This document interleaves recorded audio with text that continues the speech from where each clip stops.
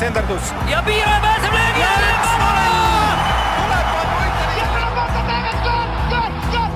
Lõpuvilega saab jalgpallis otsa higivalamine ja algab 3. poolaeg. Saate toob teieni Coolbet, Eesti jalgpalli suurtoetaja. Tervits, head 3. poolaja vaated kuulajad, episood numbriga 317 teie silmis ja kõrvus ning minu külaliseks täna Paide linnameeskonna värske abitreener Risto Paju. Tere tulemast! Tere hommikust! No kuidas talvepuhkus möödunud on? Nüüd on töö uuesti käima läinud. Kuidas enesetunne ja vaib on?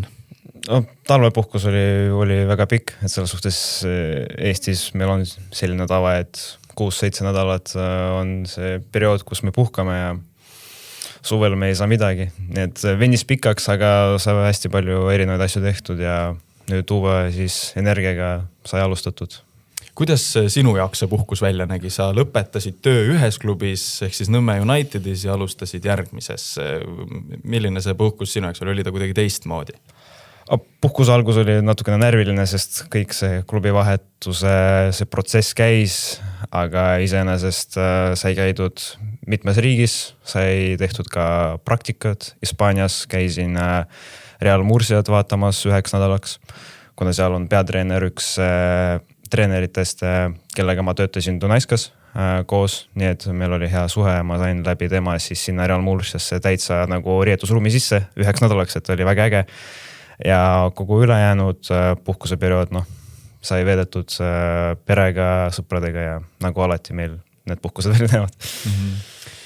Sinuga tuleb minna natukene ajas ikkagi tagasi, ehk sa said äsja 22 aastaseks, aga ometi kui su CV lahti võtta, siis seal on juba ridu selle jagu, et sa võiksid olla natuke vanem.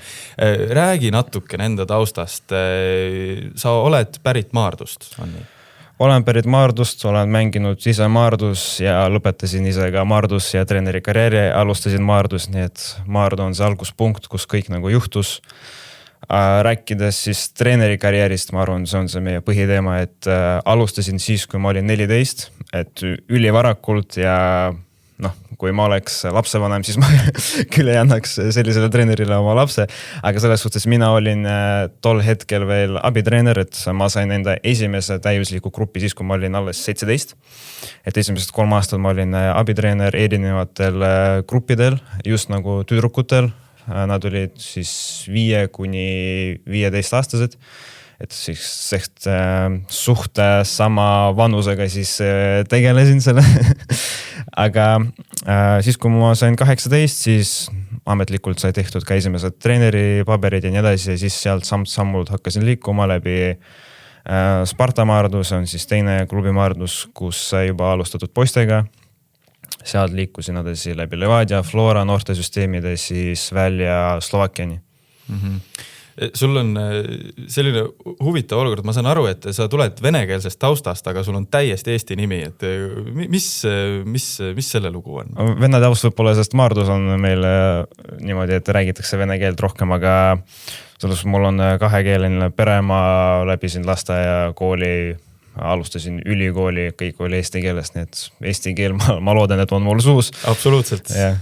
Kas Maardus kuidagi oli nagu ka, ma saan aru, et Maardus ikkagi peamiselt see nagu keskkond, mis ümbritseb, on venekeelne. Tunned sa ise, et sinus on rohkem sellist temperamentsust sellest tulenevalt, kui võib-olla siis, kui sa oleksid kasvanud mingis sellises väga eestikeelses keskkonnas? Ma loodan, et minus on parimad mõlemast keskkonnast, nii eestikeelsest keskkonnast, kuna kõik mu klassikaaslased õpetajad olid eestikeelsed ning venekeelsest keskkonnast ka parimad. Et ma loodan, see segu on minus.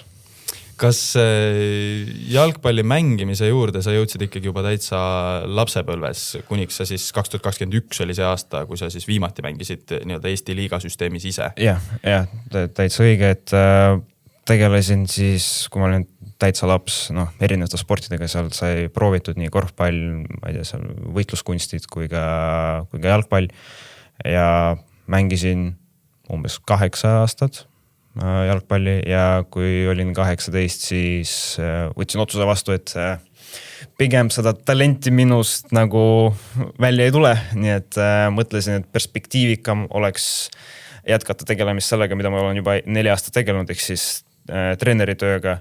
Ja kui ma ise võib-olla kehaliselt ei ole nii võimekas just jalgpalliliselt, siis ma loodan, et minu aju on sellest võimeline, et olla seal, kus ma praegu olen. Kas kuidagi peab see protsess ju käima, et 14-aastane kutt jõuab treeneri ametini? See ei ole tavaline. Kuidas see sinu puhul käis? Kuidas oli ühel hetkel see, et nii, Risto, sa oled 14 ja nüüd sa oled treener? Ma arvan, seal peavad olema lihtsalt aspektid nagu inimeses, et tal on iseendal nagu huvitav aidata teisi, et sellest, kui ma olin 14, siis ma tegelesin ju 5-6-aastastega tüdrukutega, et minus võib-olla oli see tahe neid kuidagi abistada ja abistada treenerid ja mude ka käis selles samas grupis, nii et ma olin seal nagu iga päev, iga trenni juures ja kuidagi see huvi aina arenes minus, et just nagu kasvad edasi treenerina. Kiire matemaatika ütleb, et nüüd sa oled siis 8 aastat selle treeneri asjaga tegelenud enam-vähem. Kas sa ütleksid, et see sära sinus on või sära silmis on endiselt samasugune, nagu ta oli siis, kui sa alustasid või on teda juurde? See on ainult kasvamas, et see sai suure hoogu juurde kindlasti, kui ma alustasin Floras, kui mul oli võimalus siis olla peatreener. Praegu selle võistkonna nimi on Flora U18, et siuke amatöörvõistkond selles suhtes, aga iseenesest nagu juba ei ole ka 12-13-aastased poisid, et ja siis see sai veel topelthoogu juurde siis, kui mul oli võimalus siis töötada Slovakkias, hiljem siis võit Nõmme Unitediga esiliigas ja praegu alustasin tööd Paides, nii et see nagu läheb eksponentsiaalse nagu aina üles, et väga huvitavad ajad. Hüppamegi tagasi korraks sellesse 2021 aasta lõppu, ehk siis, kui sa lõpetasid ise jalgpalli mängimise ja läksid treeneriks Levadia noortesse kõigepealt, oli nii? Selles ma tegelesin Maardus tüdrukutega, siis Maardus poistega ja 21-22 ma arvan, ma alustasin Levadias ka. Kuidas sa sinna jõudsid? Käis see kuidagi tuttava kaudu ikkagi väga noor kutt võtta niimoodi endale sinna treeneriks? Käisid sa ise uksele koputamas? Kuidas see käis? Õnneks Levadias paar treenerit tundsid mind, nii et ma sain ka läbi nende nagu Levadiasse sisse, et jäin endale kuidagi silma võib-olla turniiridel või ma ei tea, kus nad nägid mind, aga nad ise kutsusid ja hea meelega võtsin selle pakkumise vastu. Mis arvad, mis sind sellel ajal eristas teistest noortest treeneritest? Vanus on nagu kõige loogilisem vastus, aga samas ma arvan ka töökus ja see uudishimu, kuidas teha, mida teha, miks teha, et see on nagu kõige olulisem küsimus, et millele vastata siis, kui ma olin veel 18 ja võib-olla nad nägid seda nii-öelda potentsiaali minus, ma ei taha ennast kuidagi nagu panna kõrgemasse, kui ma olen, aga selles suhtes, et midagi nad nägid minus ja ma arvan, oli ka vaja nagu inimesi Levadiasse, et ja nad nägid minus hea kandidaadi. Mis hetkel sa said siis aru, et see treeneri karjäär võikski olla nagu sinu päris karjäär, et toona sa olid ka veel ikkagi noor, aga said sa sellest juba siis aru?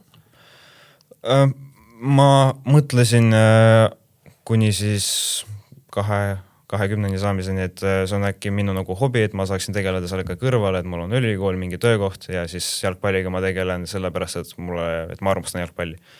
Aga mida aeg edasi, seda rohkem tuli see arusaam, et pigem sellele peab veel rohkem panustama, veel rohkem aega panustama ja midagi nii-öelda sacrifice ima, et sellega jalgpalliga tuleks siis kuhugi kõrgemale tasemele, sest see, nagu me kõik tahame ju kõrgemale tasemele jõuda, et midagi peab selleks tegema. Ja aina rohkem siis energiat ja aega läks sinna ja lõppude lõpuks saigi minu siis nii-öelda topelt täiskohaga töökoht. Kui sa selle aasta seal Levadias ära olid, siis tuligi see Flora variant. Levadiast Florasse minek mängijate jaoks selline üsna kahetisi tundeid tekitav tavaliselt, aga noore treeneri jaoks, mida see samm sinu jaoks tol hetkel tähendas? Sa läksid ikkagi noorte treenerist nüüd nii-öelda vanemate kuttide juurde? Kui aus olla, siis Flora ka pakkus nagu alguses noorte punte, aga lõppude lõpuks siis alustasin siis Flora U18 peatreenerina ja Flora U19 abitreenerina. Flora aeg jäi selles suhtes väga lühikeseks, et ma olin seal ainult 4 või 5 kuud ennem kui tuli Slovakkiast pakkumine ja noh, mina selles suhtes ei tundnud seda kuidagi rivaalsust, et ma nüüd lähen Levadiast, et töötasin Levadiast, nüüd töötan Floras, et minu jaoks ei omanud mitte mingit tähtsust, minu jaoks oli oluline see, mis mulle Flora tol hetkel pakkus. See oli siis kõik need treenerikoolitused, tol hetkel siis David Rasberg ja Norbert Hurt neid läbi viisid, et oli väga huvitav aeg, selles suhtes andsid palju teadmisi kindlasti mulle. Ja samas ka alustada siis vanemate võistkonnadega on alati nagu positiivne, just nagu noore treeneri puhul, et alati on see tahe proovile ennast panna ja Flora andis selle võimaluse. Oli sul noore treenerina või päris alustava treenerina, noor oled sa siiamaani, aga oli sul keegi selline mentor või keegi, kes sind suunas nendel sammudel, et või otsustasid sa kõike ise? Jah, kindlasti. Noh, kõige esimene oli Aleksandr Rudolov, kellega ma alustasin tööd siis Maardus tüdrukutega. Ta oli siis esimesed 3-4 aastat, nagu, kelle peale ma vaatasin. Aga samas minu endine treener Nikita Brõlin, kes just sai siis U17 koondise peatreeneriks. Et temaga ma töötasin kõik need, nagu sa ütlesid, 8 aastat kogu selle aja, siis enne seda oli ise minu treener, et alati oli see inimene, kelle peale ma vaatasin ja keda ma üritasin siis endale eeskujuks võtta. Ja siis Levadia Florajast olid need teised inimesed nagu Vladimir Vassiljev ja David Rasberg ja kõik need ülejäänud, kellega ma koos töötasin, et igalt ühel ma üritasin midagi nagu kaasa võtta. Kui tuli see 2023-2024 talv, siis ma eeldan, oli see, kui sa sealt Slovakkiast pakkumise said. Ja sa ütlesid seda ise ka niimoodi, et sa said pakkumise, mitte sa ei läinud ise uksele koputama. Et kuidas see käib? Kuidas käis see Nikita Brõlini kaudu, Vladimir Vassiljevi kaudu, kirjelda seda protsessi? See on väga haruldane juhtum selles suhtes, et kui Eesti selline noor treener, nagu ma olen, saab pakkumise Slovakkia kõrgliiga klubist, aga tol hetkel siis situatsioon oli selline, et Dunajska Streda kõrgliiga võistkond oli komplekteerimas siis skauti ja analüüsi departmenti ja neile oli vaja siis nagu inimesed, töökad,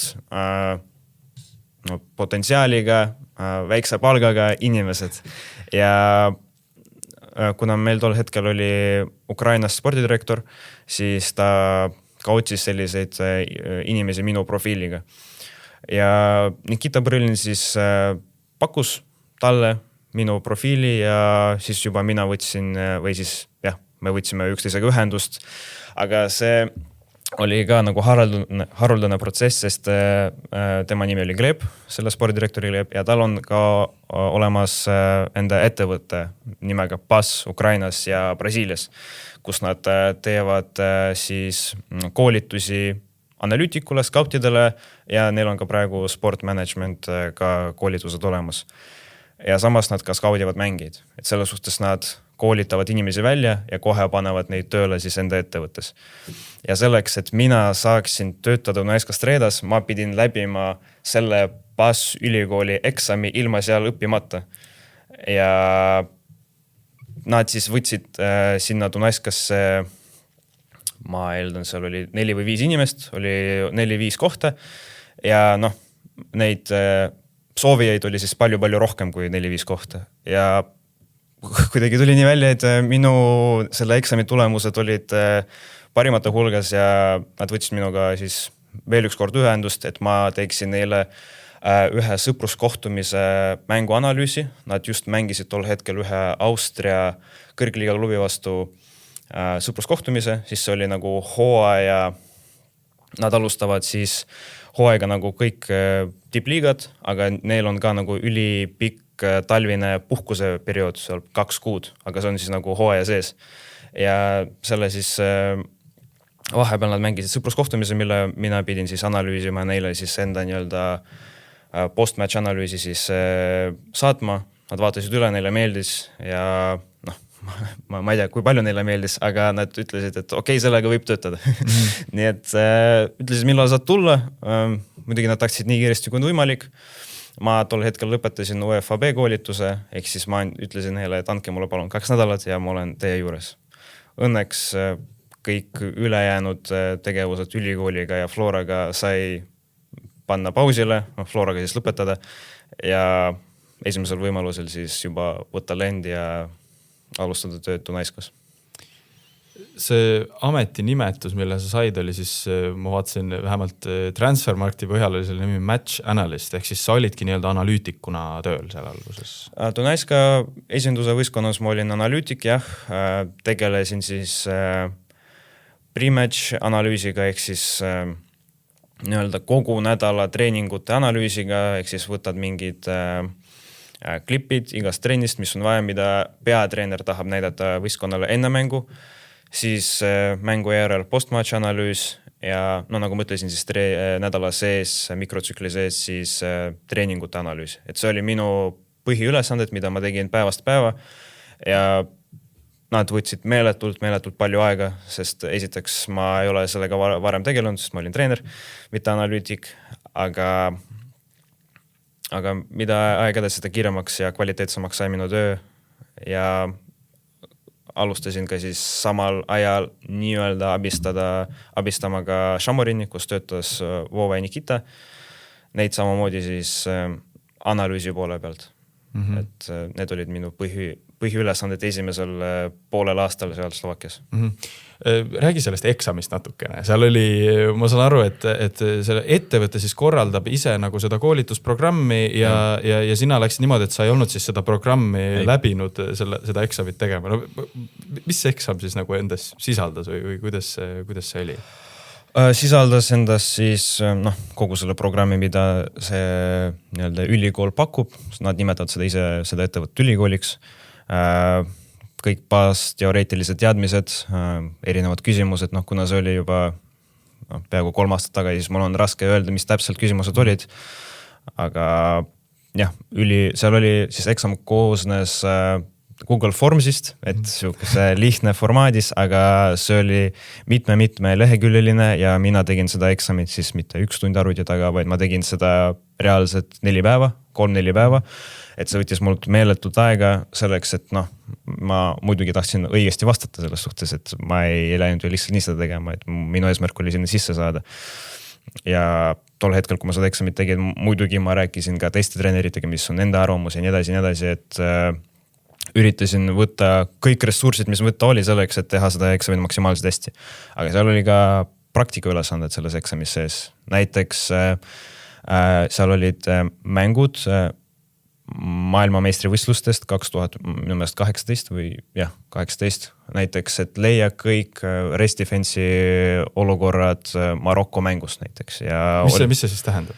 No rest defense tähendab siis, kui pallivaldav võistkond on vastase poole peal, et kuidas siis mängijad asetsevad. Et mina pidin alguses vaatama seda mängu ja siis timecode'idena võtta välja sellest mängust episoodid ja siis sisestama sinna Google Formsi. Ja siis nad juba kontrollides seda, minu vastuseid pidid siis ise avama seda timecode'i ja siis vaatama, et kas on õige moment, mida ma neile andsin või mitte.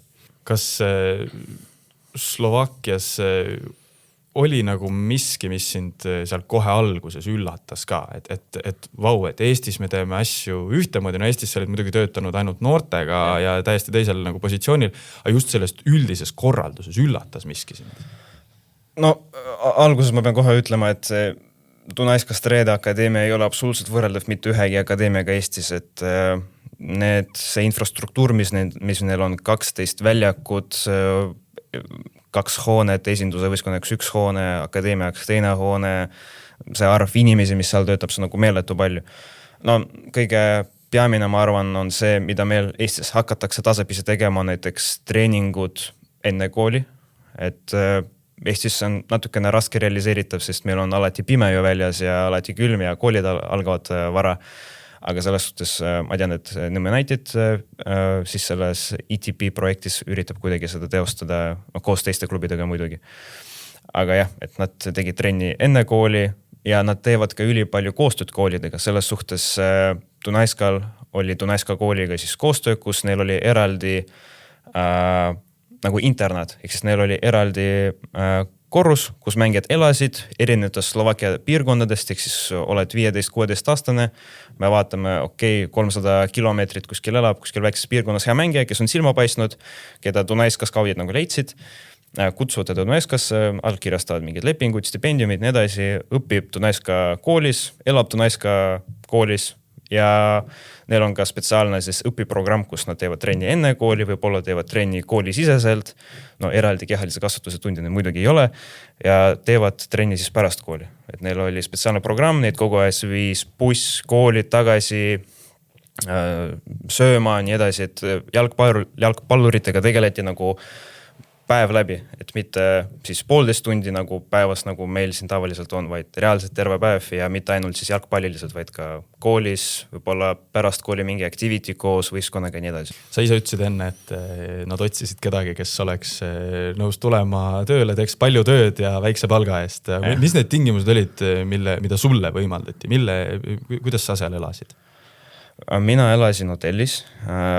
Mulle pakuti, see on siis, ma räägin esialgsest pakkumisest, mille ma võtsin vastu. Et elamine hotellis koos teise inimesega ühes ruumis, keda ma ei tea, väikses hotelli ruumis, siis sai süüa 2 korda päevas, hommikul ja lõunal koos võistkonnaga, sest esindusvõistkond tuli, sai hommikust, tegid oma seal aktivatsioonid, nii edasi, läks trenni ja pärast trenni sai siis lõunat süüa. Rahaliselt öeldes ma kaotasin palgast 3 korda, et selle suhtes ma ei läinud sinna mingi tulmed raha, ma seal ei saanud raha, ma elasin nii-öelda hästi, kui ma sain palgast palgani elatud, et palk oli üle väike, miinimumpalgast isegi pole mõtet räägida, see ei olnud mitte lähedalgi miinimumpalgale, et nii-öelda aitäh eest oli tehtud töö. Kui keeruline või ei ole see sinu jaoks keeruline ennast sellistes oludes motiveerida, et sa jagad tuba ühe inimesega, keda sa ei tunne, raha väga palju või põhimõtteliselt üldse ei saa. Mis see siis nagu on see motivatsioon, et seal siis hommikust õhtuni rügada ja tööd teha? Kui lihtne sul seda motivatsiooni on leida? Nagu ma ütlesin, minus oli alati see uudishimu jalgpalli vastu ja kui antakse selline võimalus, et töötada nii-öelda Eesti 3. liigast, mis ei ole nagu 3. division, vaid on nagu 3. liigas nimetuse järgi, kohe Slovakkia kõrgliigas ja seal ma arvan, seda rahalist poolt nagu pole üldse vaja. Minus oli lihtsalt see lõpmatu nagu energia, tahe teha maksimaalselt hästi, õppida maksimaalselt palju, sest ma teadsin ju, et see võib ju jääda lühikeseks periood, et kui tööpäev algas meil kell 8 ja lõppes kell 8, ehk siis 12-13 tundi päevas oli absoluutselt normaalsus, mis me veetsime kontoris. Tuled hommikust, alustad tööga, käid korraks õues, kui on trenn ja siis istud kuni pimeduseni jälle kontoris. Et see oli see reaalsus, mida ma elasin nagu esimesed pool aastat seal Slovakkias. Ja siis teine pool aastat, siis sa läksid seal U19 võistkonna juurde ja ühtlasi sinna Vova ja Nikita juurde Šamorinisse. Jah, et see, nagu ma ütlesin, ma tulin hooaja keskel, kui pool hooaega oli juba mängitud, siis tegime pool aastat esindusega ära, saime teise koha, jõudsime konverentsiliiga kvalifikatsiooni raundi ja tol hetkel siis spordidirektori plaan oli panna mind siis nii-öelda sillaks esinduse võistkonna, Šamorini ja U19 vahele. Mis see tähendab? See tähendab seda, et kuna ma olin väga tihti koos Vladimiriga ja Nikitaga, siis õnneks ma tean nende mängumudelist hästi palju, nende printsiipidest nii edasi. Ja spordidirektori plaan oli selline, et mina juba ette valmistaks U19 võistkonna mängijad selleks, et teha järgmine samm Šamorini. Šamorin oli siis duubel, jah, reservvõistkond, mida pidid loogilised mängijad läbima U19, Šamorin esindus.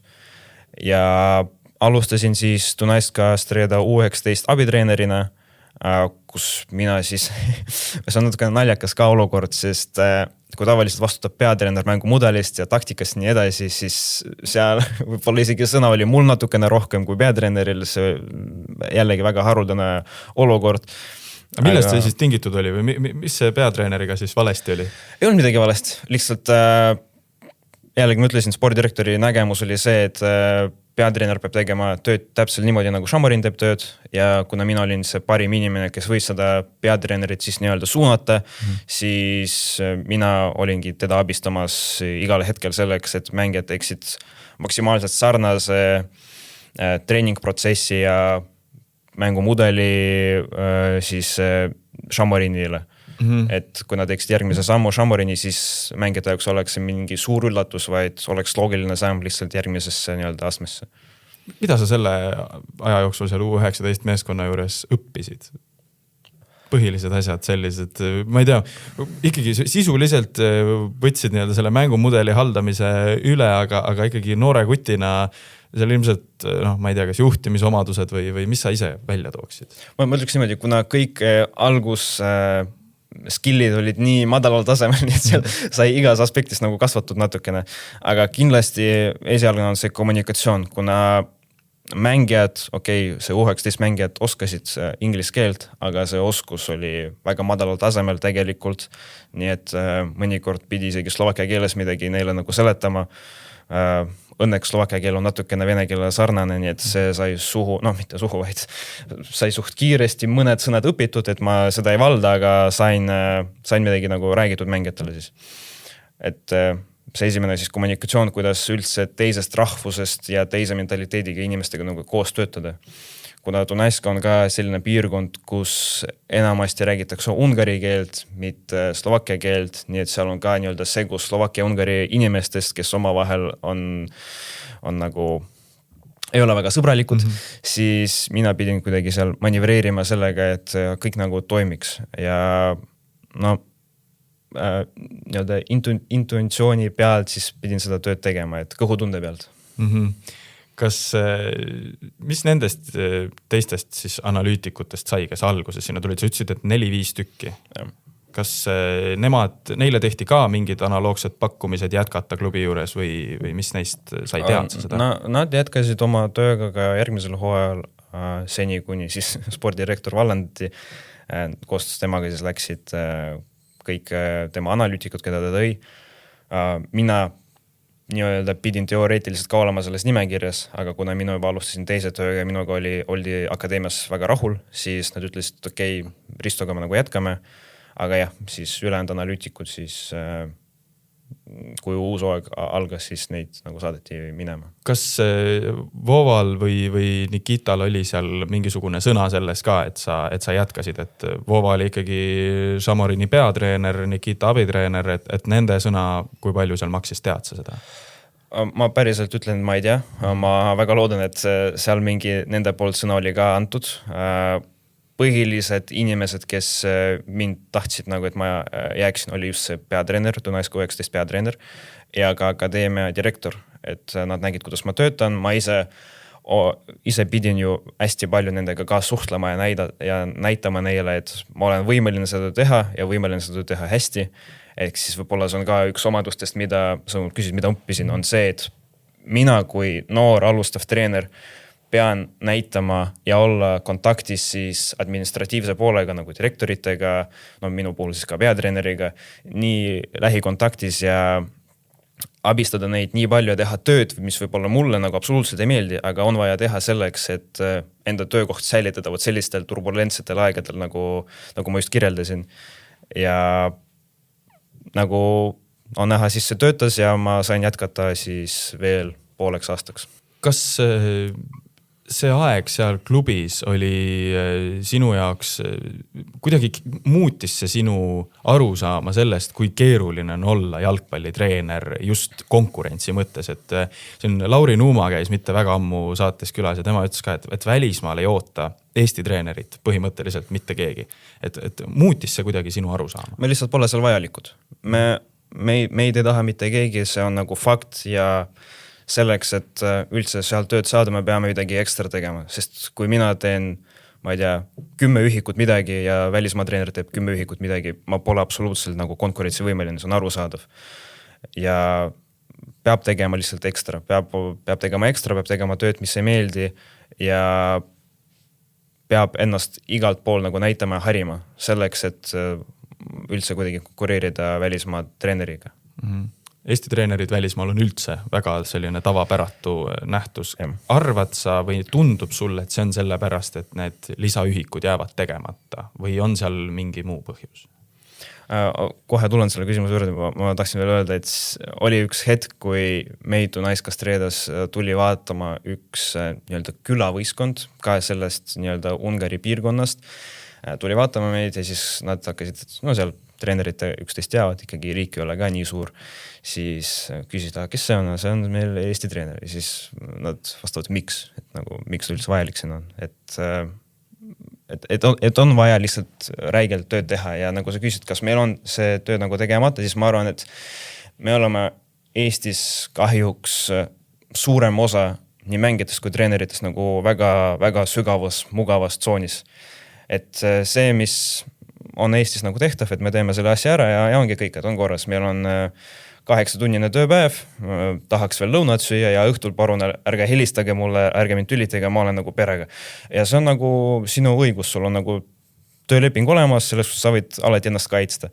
Aga nüüd küsimus, kui sa nüüd kogu aeg ennast töölepinguga kaitsed, kas oled sa siis kuidagi töötanud endale välja selle pakkumise välismaalt, et nagu ma ütlesin, mul välismaa esimene pool aasta oli niimoodi, et ma töötasin 13 tundi päevas ilma puhkuseta sellega, et kogu aeg mulle anti ka püstüleid seal töökohal, nii et peab lihtsalt seda, mul oli hispaanlasest peatreener Tunes, kes ütles, et Risto, sa pead sitta sööma ja siis Risto pidi esimest pool aastat sitta sööma ja võib-olla seda pean ka praegu tegema Eestis ja jällegi sellepärast, et kui ma olen 25, mitte 22, siis ma olen kuskil veel kõrgemal, et see on ju ambitsioonid, mida peavad nagu täituma. Kui see aasta seal Slovakkias läbi sai, siis sa tulid Eestisse tagasi Nõmme Unitedisse.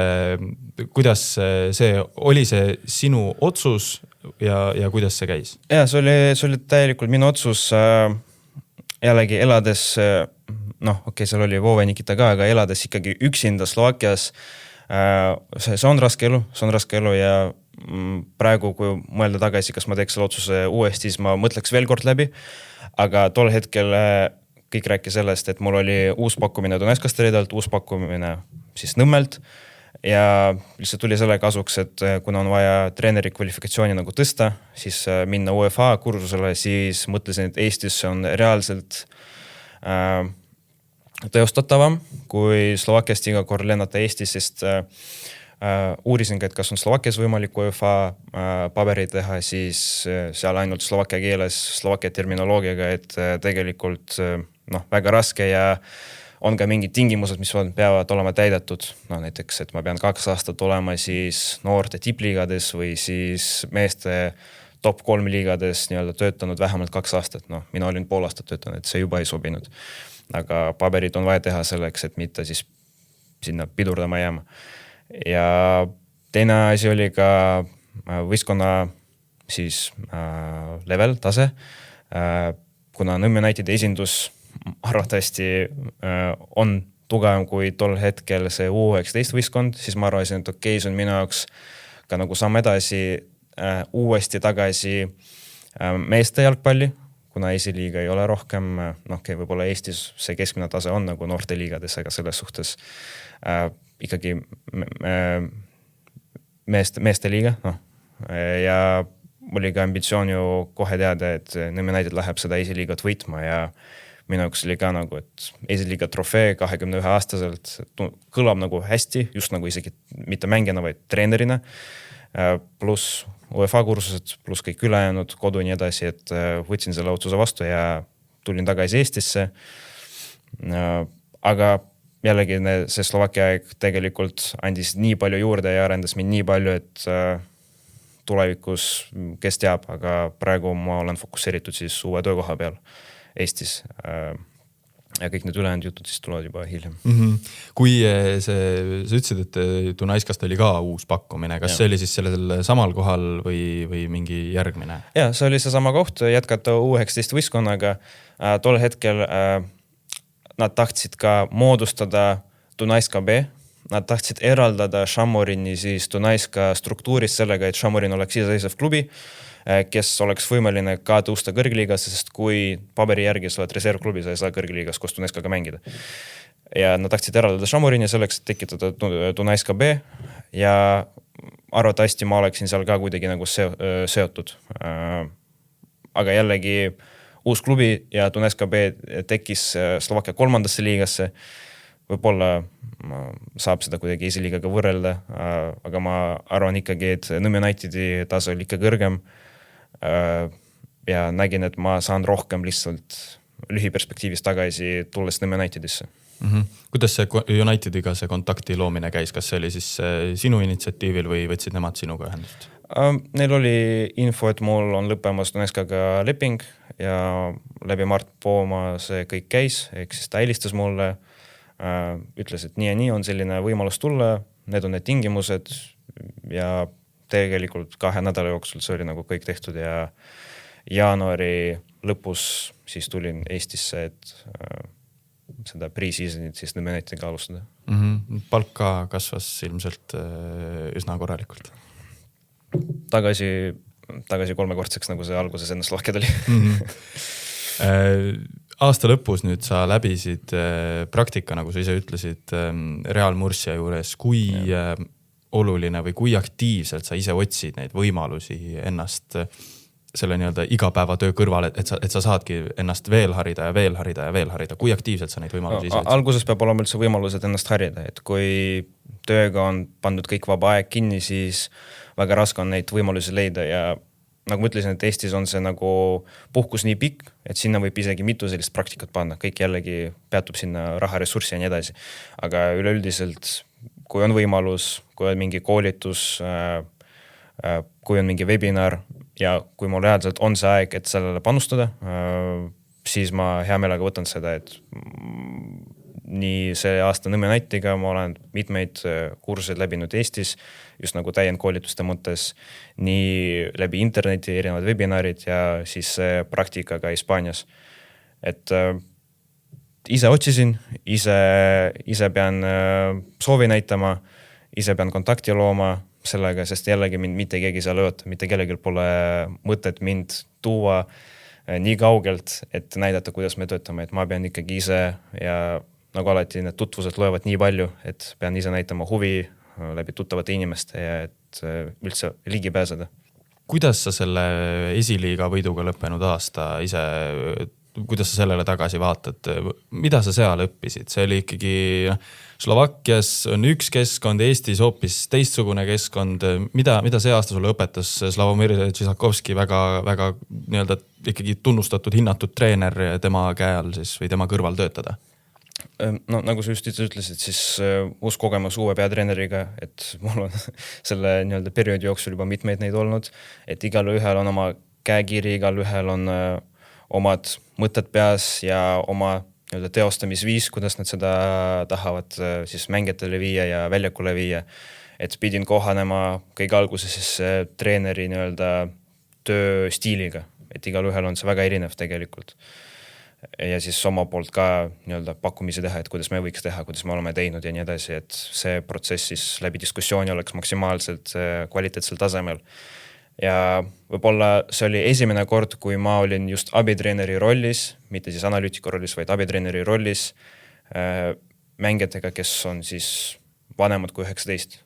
Et Tunaiskas ikkagi olid noored poisid, kellega on nagu töötada mõnes mõttes lihtsam kui vanematega mängijatega. Jah, Nõmme on ise ka väga noor võistkond selles suhtes, aga ikkagi Andrei Frolov, Zakaria, Kevin Mätas, kõik need mängijad, kes on minust vanemad, et pidin nendega ka nii-öelda selle kontakti looma sellega, et nad ei vaataks minu peale, et mingi noor kutt midagi ütleb mulle, et miks ma pean teda üldse kuulama, et see oli see õppemoment, ma arvan, esimest korda minu elus. Kas nüüd, kui sa Paidesse läksid, kui palju sinu roll võrreldes Unitediga muutub või mis oli see, mis nii-öelda, oli see lihtsalt see, et sa ikkagi, see on meeskond, kes mängib liigas kindlalt kõrgemate kohtade peale, oli see nii-öelda faktor, miks sa läksid või mis see nii-öelda otsustusprotsess oli? Kindlasti üks faktoritest oli see, et jällegi Nõmme ambitsioon on mängida Eesti kõrgliigas nii kõrgetel positsioonidel kui on võimalik. Paide ambitsioon on see liiga võita ja minna konverentsiliigasse ja ma arvan, et mängijate kvaliteet ja see üldse klubina struktuur on selleks võimeline, nii et see on jällegi minu jaoks mõtlesin, see on nagu loogiline samm edasi, aga nagu Slovakkias sai töötatud Vladimiriga, Vovaga ja Nikitaga, siis ma arvan, et need on need õiged inimesed, kes viiksid mind veel rohkem arendada, kuna nemad kaks on tegelikult ühed ainsatest Eesti treeneritest, kellega ma olen nagu kokku puutunud, kes igapäevaselt elavad selles jalgpallis mitte 8 tundi päevas, mitte 40 tundi nädalas, vaid 24/7. Ja see info kogu, mida nad suudavad nagu tarbida ja töödelda ja omavahel siis diskuteerida on nagu nii meeletu, et lihtsalt olles nendega juures ma juba õpin nagu ülipalju juurde ja see on ka üks väga oluline faktor, miks ma läksin Paide kasuks. Kuidas sa teie 3 omavahelist sellist dünaamikat võrdleksid, et te olete tegelikult kõik ikkagi noored treenerid. Voova täpselt samamoodi, ta on küll nii-öelda kogemust on tal juba kõvasti, aga vanuse mõttes peatreeneri kohta ta on endiselt ikkagi väga noor. Kuidas teie omavaheline töö dünaamika välja näeb? Kui palju nii-öelda sina oled näinud, ma ei tea, et nemad õpivad mingeid uusi asju selle aja jooksul või paned sa selliseid asju tähele ise nende kõrval töötades? Ehk siis väga palju inspiratsiooni saab just nendelt, et kust õppida, mida õppida, kuidas õppida, et kui on näha, et on mingi vaba hetk ja siis keegi neist istub arvuti taga, vaatab mõne teise võistkonna treeningud läbi ja mõtleb, miks nad teevad niimoodi, kuidas seda integreerida meie treeningutesse ja nii edasi, et saada maksimaalselt palju ideid siis kõrgematelt tasemetelt ja siis mina olen siis nende juures kogu aeg ja see nagu läbi filtri tuleb ka minuni ja jällegi mulle väga meeldib nende tööeetika, et see on ka üks väga oluline faktor, et nii nemad on suure ambitsiooniga treenerid ja ka nemad soovivad lõppude lõpuks töötada nii kõrgal tasemel kui on võimalik ja nad saavad väga hästi aru sellest, et nad peavad lihtsalt lisatööd tegema ja ma arvan, et me kolmekesi lihtsalt elame selles jalgpallis nii palju, et me oleme üksteisele nagu sobilikud. Et kui ma töötaksin, nagu ma ütlesin, ainult selle tööpäeva, mis mul on töölepingus antud, siis võib-olla ma ei oleks neile üldse vajalik. Aga kuna ma võin vastata telefonile ka 10 õhtul, kui nad mulle helistavad ja teha midagi läbi öö, siis see on, miks nad minu peale nagu panustavad. No sulle, nagu sa ise ennist ka rääkisid, et sa said aru, et need füüsilised eeldused ise mängimiseks ei ole nii kõrged kui võib-olla eeldused 2 kõrva vahel, aga tunned sa, et see on sind kuidagi nagu pärssinud või on see pigem isegi kasulik mingis võtmes, et sa ei ole ise nii-öelda jalgpalli tipptasemel mänginud? Muidugi see võtab hästi palju energiat.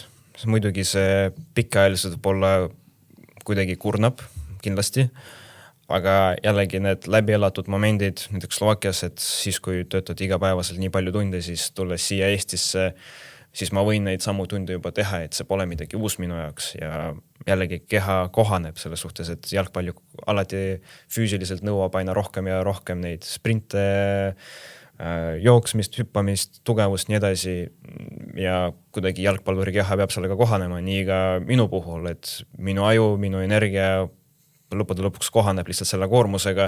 Nagu ma ütlesin, siis vabal ajal ma tahan ise seda, nii et võib-olla see on ka, miks minu selle koormuse taluvus nagu aina kasvab ja ma arvan, see ongi võti, et teistmoodi siit Eestist ei saa.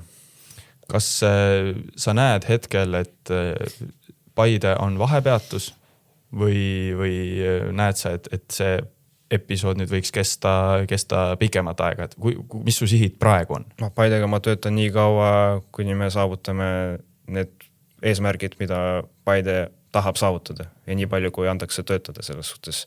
Jalgpall on jalgpall, me kunagi ei tea, aga kogu minu fookus läheb praegu, et teha maksimaalselt hästi tööd Paides ja sellega, et aidata Paide mängijaid, Paide treenerivõistkonda, Paide klubina selleks, et nad saavutaksid selle Eesti liiga võidu, nad saavutaksid Eesti karika võidu, nad jõuaksid alagrupi turniirile ja see on minu ainukene praegune soov, tahe ja motivatsioon seal klubis töötada, et teha maksimaalselt hästi Paides ja ma ei mõtle selle peale, kui kauaks see nagu kestabki nii kaua, kui kõik on tehtud ja kuni Paide ise soovib mind.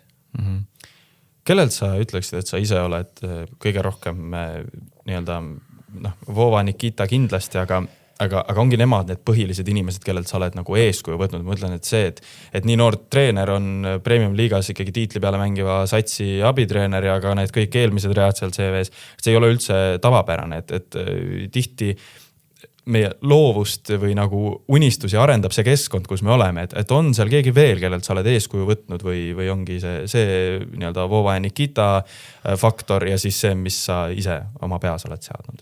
Sa väga hästi ütlesid, et see keskkond on tegelikult see, mis arendab selles suhtes, et kui see keskkond ongi koostud sellistest inimestest nagu Vladimir ja Nikita, siis iseenesest mingi areng juba tuleb.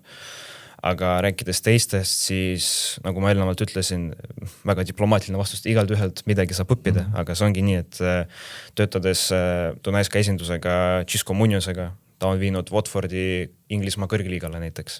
Et sellise inimesega koos töötades iseenesest jällegi ta arendab mind sellega, kui ta lihtsalt minuga räägib. Vaadates, kuidas ta käitub mängijatega, mis on tema mõtted, kuidas ta neid väljendab, et isegi lihtsalt see nagu juhtimisstiil, see ongi, kui ma vaatan pealt, ma juba õpin midagi.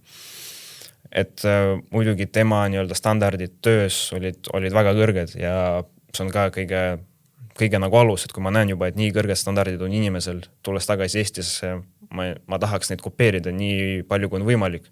Võib-olla see pole vajalik, aga ma arvan, et see on üks ka võti, kuidas jõuda kõrgemale tasemel on lihtsalt see, et kogu aeg enda pingutust tõsta seda kvaliteeti, mida sa teed ja ka neid standardeid, et ma arvan, Cisco oli üks nendest inimestest. Rääkides näiteks poolakast Slavomirist jällegi, temal oli mingi teine metoodika, kuidas ta tahtis juhendada võistkonna, kuidas ta tahtis ehitada treening mikrotsüklit, kuidas ta tahtis mängida, et tema puhul ta oli see inimene, kes sellise juhtimisstiiliga ja selle mängumudeliga eelnevalt mina pole töötanud. Nii et see oli ka jällegi midagi uut, et võib-olla alguses see näeb nagu veider välja, aga lõpuks tulemus oli tehtud. Võib-olla see ükskõik, mis treener teeks selle Nõmme näitedega tulemust, aga iseenesest poolakalt ma õppisin ka väga palju juurde, just kuidas võib erinevalt sellele nagu läheneda. Unistad sa sellest ka, et ühel päeval ise peatreeneri toolil olla? Ma arvan, ma teen kõik selleks, et just peatreeneriks saada.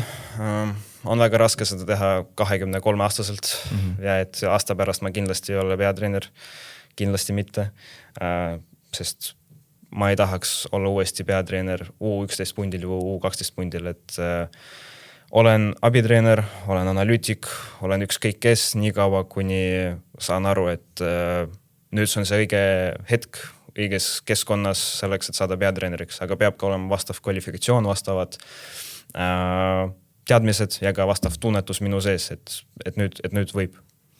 Kui täna pakuks, mitte täna, oletame, et see Paide asja ei oleks just nii hiljuti sündinud, aga oletame, et Eesti esiliiga või esiliiga B-klubi ütleks, et Risto, me näeme potentsiaali, me tahaks, et sa oleks peatreener, kas sa võtaksid vastu? Arvatavasti mitte, sest ma oleks siis Nõmme näitidega abitreener Eesti kõrgliigas, kui ma ei võtaks Paide pakkumise vastu, nii et ma arvan, ma õpiks seal natukene rohkem. Nii et jällegi, ma praegu ennast peatreenerina ei näe ja isegi kui võib-olla mingite teadmistega ma oleks võimeline seda tööd nagu hallata, siis lõpuks kõik jääb seisma lihtsalt loogikas, et ma ei usu, et terve aasta saab 22-aastane noorkutt manageerida profivõistkonda, sest Nõmme näited on profivõistkond ja esiliigas on neid veel.